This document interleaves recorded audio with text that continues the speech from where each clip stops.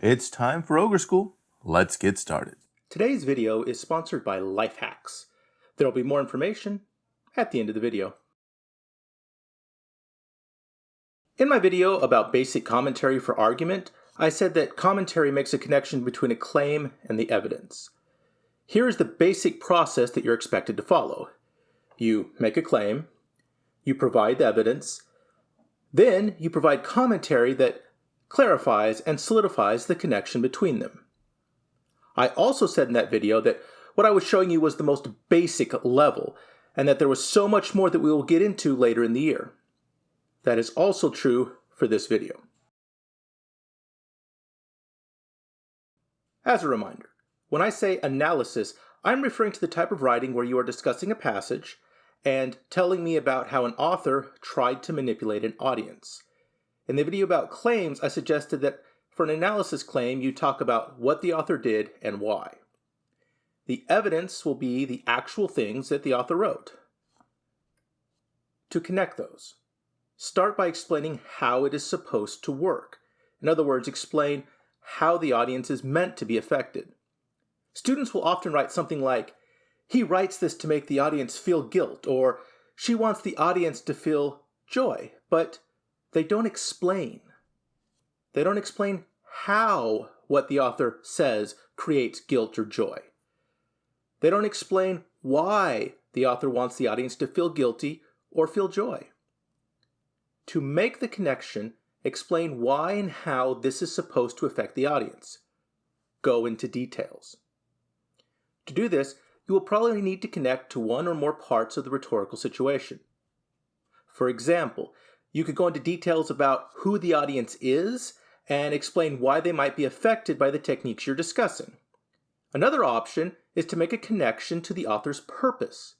Explain how this will lead to what the author is trying to achieve. Let's call on some students. Ed, what you got? My mom tried to trick me into cleaning my room. She said the mess was making her turn gray. She wanted me to feel guilty. Guess what, Cheaty? I am basic. You basic. Yeah, I noticed.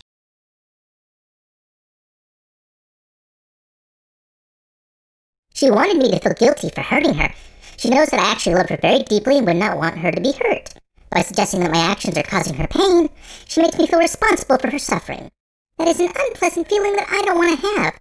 So she hopes that I will clean my room so I don't feel so bad about what I am doing to her. Yay! Joke's on her, though. I like Dad better. What about you, MC? The store tried to get me to spend more by placing things by the register.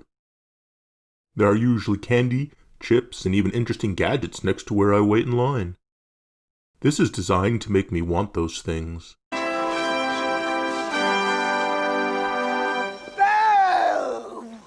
Boo! Boo!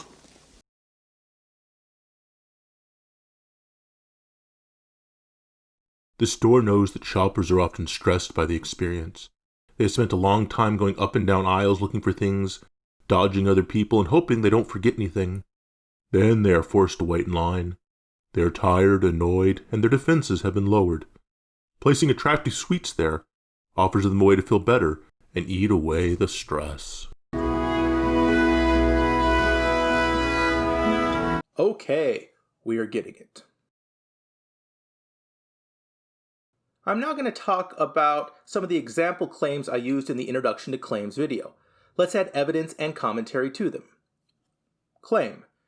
Nintendo appeals to a young adult audience by showing images of their products being used in situations from their lifestyle to convince them the product is a good fit for them. Evidence. The video shows the product being used in an airplane, at a party, and out at a dog park. Commentary. Each of these scenarios showcases a way that the Switch can fit into their existing lives.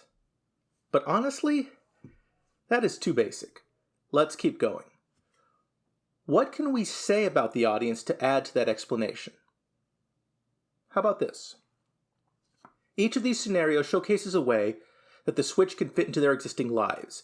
The intended audience are people who are entering a stage in their lives where they have less time to sit at home on the couch than they did as children.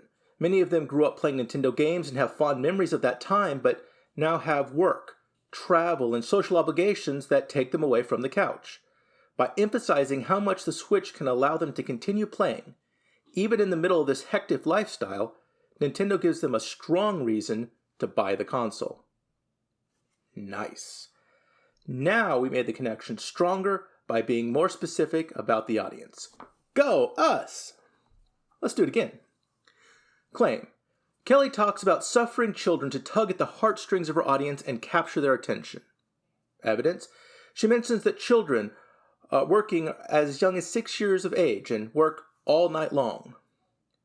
Commentary.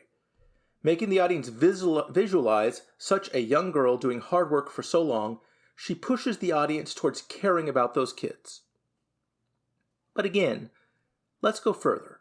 Let's connect this to her purpose, which is to work towards ending child labor.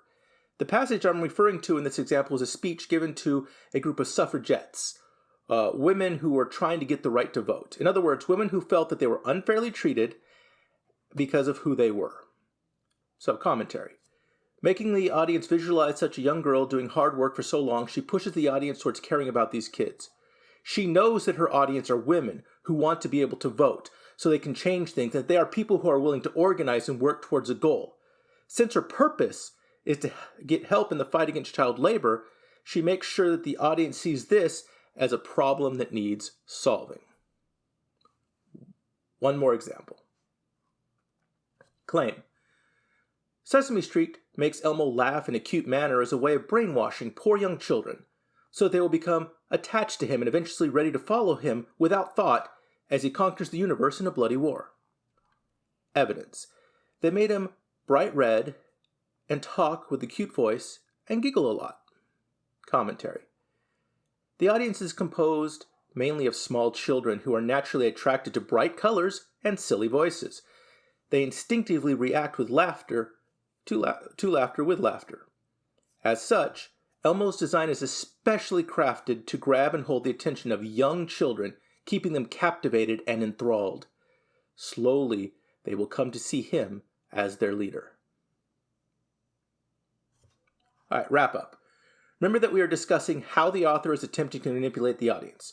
Talk about why this would affect the audience. For example, is it targeted at them in some way? Talk about how the author hopes this will lead to accomplishing their purpose. So, a recurring theme of this video is that you can't just say what the author did. In your commentary, you need to explain, how was this supposed to work? Speaking of figuring out how things are supposed to work, our sponsor today is Lifehacks. This is a real life hack that you can find online.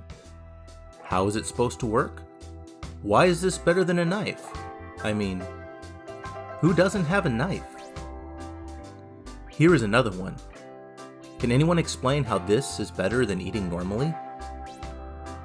What is even happening here?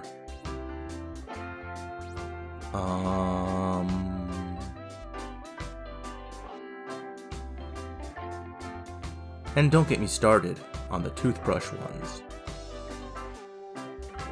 How are these supposed to work?